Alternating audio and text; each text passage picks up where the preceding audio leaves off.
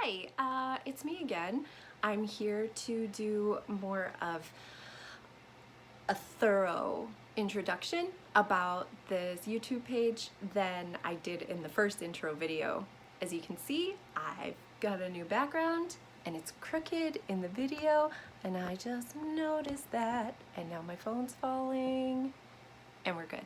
Okay, so I want to do just more of a thorough kind of walkthrough of what this channel is going to be about.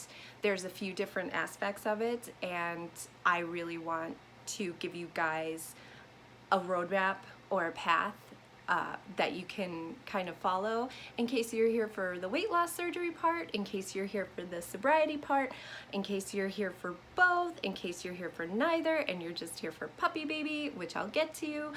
Then I will lay it all out for you in this intro video.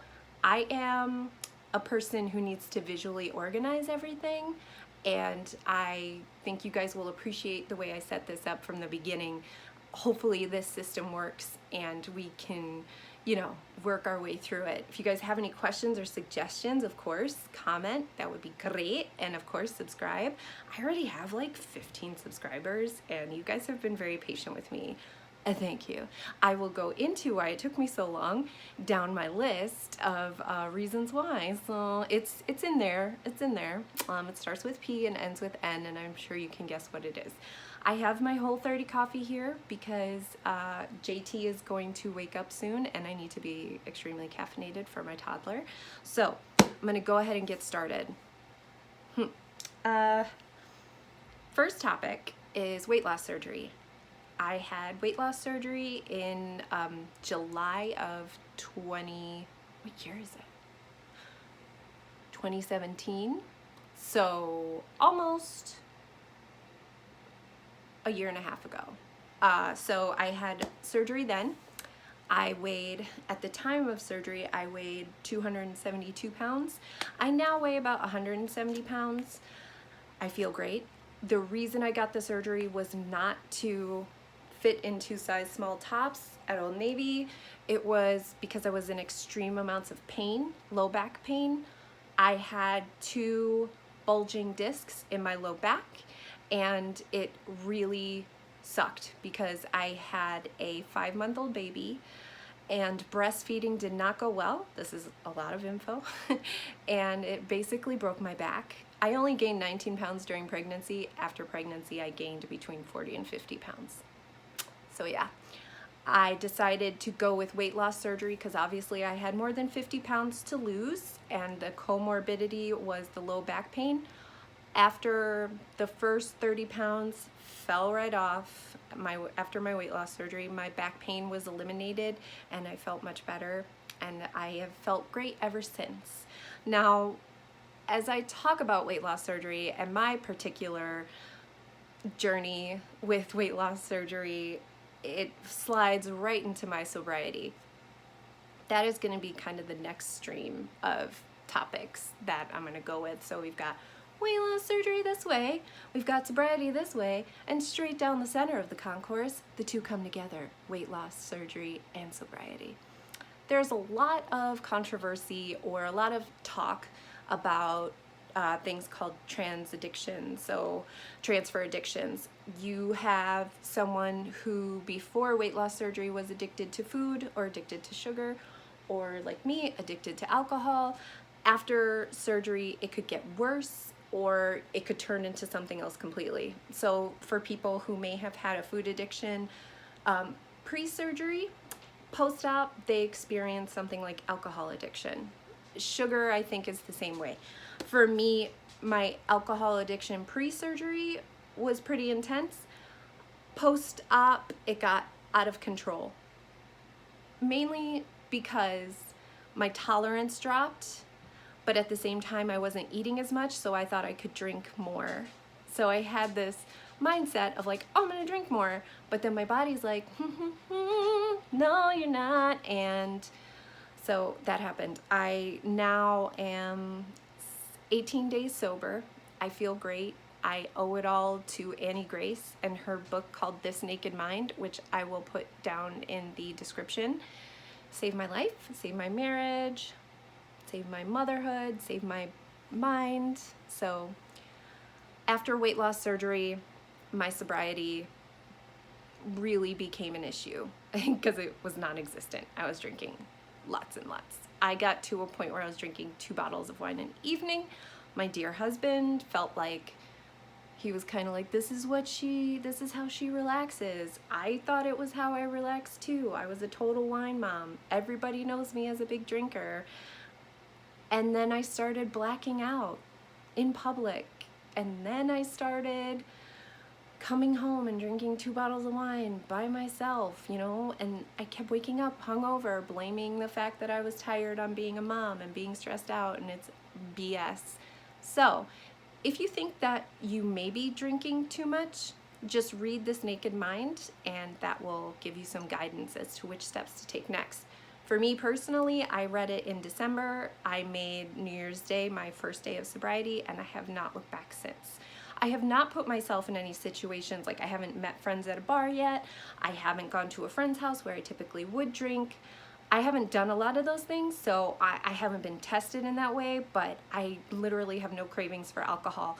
My biggest craving for alcohol would be at 4:45 when I would generally start cooking dinner, and I'm like, if I'm cooking, I'm drinking. You know, Linda and me from Bob's Burgers like this. So that's when I would start drinking. I haven't had that craving in a long time. So, anywho, going down my list, as you can see, for me personally, weight loss surgery and my sobriety go hand in hand. I have been very vocal about this in the weight loss surgery community on Instagram. I think that there is a need for this to be discussed and for this to be part of the discussion with surgeons, part of the discussions with pre-op patients. I'm gonna make this a topic, but the psychologists who screen us for weight loss surgery, good job, buddies. I'm being sarcastic. That's a whole other topic.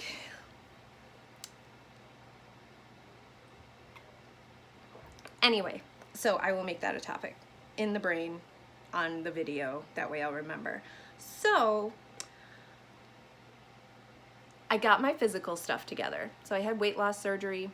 Shortly after weight loss surgery, I got diagnosed with fibromyalgia, and it really affected my life. Post-op, luckily, I have an amazing doctor, general practitioner. I have an amazing therapist who I'm going to talk about a lot, and I have an amazing chiropractor and acupuncturist.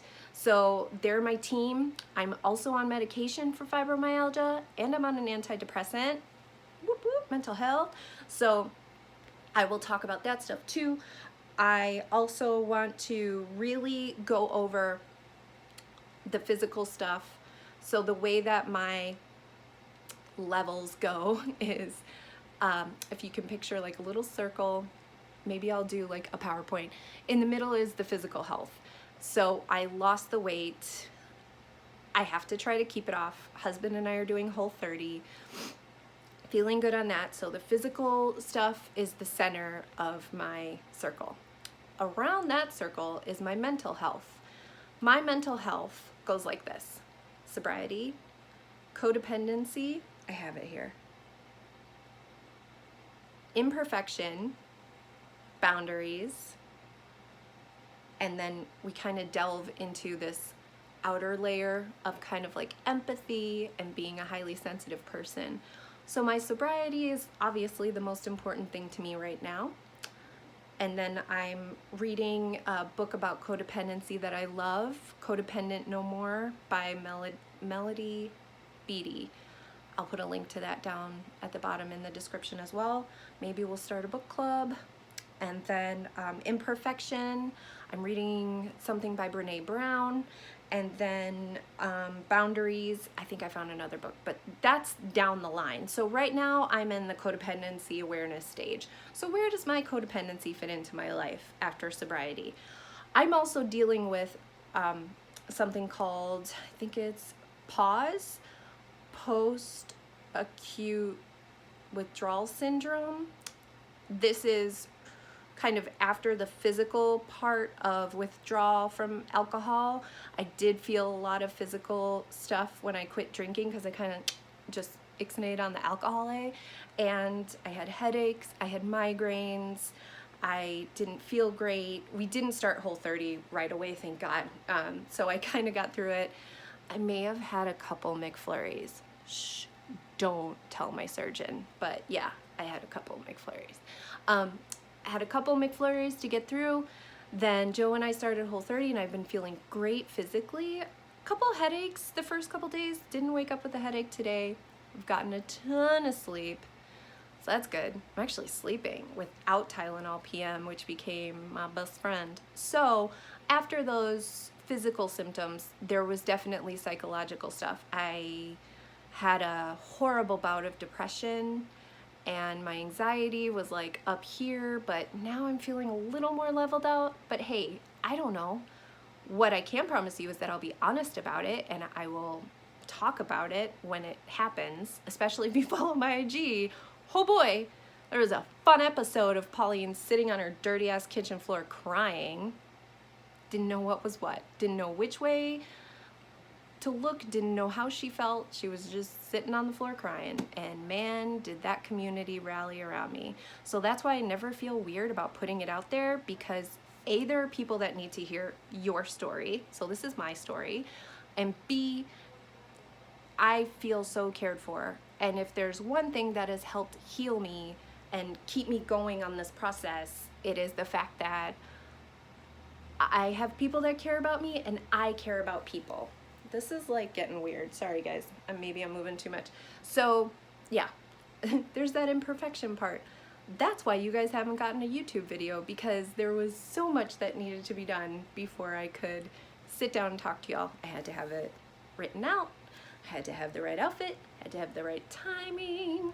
So between being a wifey and a mommy and a grad student and a stay-at-home mom, and currently I'm VIP teacher, like, oh, and IG superstar, like there's just too much going on. So this is going to be my place to just come and talk about it, my process, what's happening, where I'm at, why I'm sharing. I'm sharing because A, I want to share this, and B, it has inspired other people and also helped other people. And even if it hasn't, like, it's still my story. I'm still gonna tell it. So I found it very healing to listen to other people's stories. Sorry, honey, I don't have my ring on. I just realized that. It's because I was cooking and you saw me cooking on IG Live. So after the physical is the mental, is the spiritual, the empathy part of me, the empath part, the highly sensitive person part. I'm probably going to delve into some things that I love. My hobbies include nerd stuff. I try not to swear. Comic books, comic movies, sci-fi, music, mainly 90s and early rap and R&B.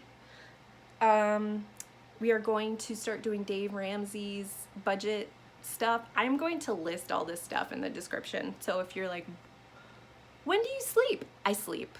I make sure my husband gets me to bed. That sounded dirty. It's not. And I'm sleeping. I'm trying to sleep. Sleep is important. So yeah, nerd stuff. I love bullet journaling now. That has been like such a huge part of my healing process. Jim, my therapist, my angel, is really proud of my Bujo.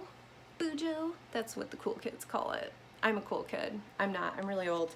Okay, so we're gonna touch on fibromyalgia, chronic pain. I don't use any oils for it. I do have a CBD stick. Maybe we'll investigate. I can contact the CBD dispensary by me. Maybe we can do some stuff with them on this channel for those people who have chronic pain, if you're interested in that. So the physical parts are going to be weight loss surgery, fibromyalgia, chronic pain, my diet, exercise, or once I get to it. The mental stuff is going to be about my sobriety, depression / feelings, because feelings aren't my forte after being an alcoholic for a while. And then codependency, imperfection, and boundaries. So I'm starting with that sobriety part. This is where the pages, or the channel is starting, and you guys are here with me. I wanted to keep this under 15 minutes. I'm starting to get close to 16. That's the imperfection part of me. So I'm gonna let it go to 16. Tell you guys my interests. I love Keanu Reeves. The shape I want to get to is Scarlett Johansson. I have a 31-inch waist. According to some websites, she's got a 26-inch, 5 inches away. My booty ain't never gonna look like Scarlett, so I got a big booty, big girl Irish booty. I come from a huge Irish Catholic family, and I have a dog, a black lab named Tucker. He's old. I have 2 betta fish, and I have a pug, but she left me for my father. So that's it. You guys want to know more? Hit me up in the comments. Please rate, review, and subscribe, or is that only for podcasts? I don't know what I'm doing. Bye.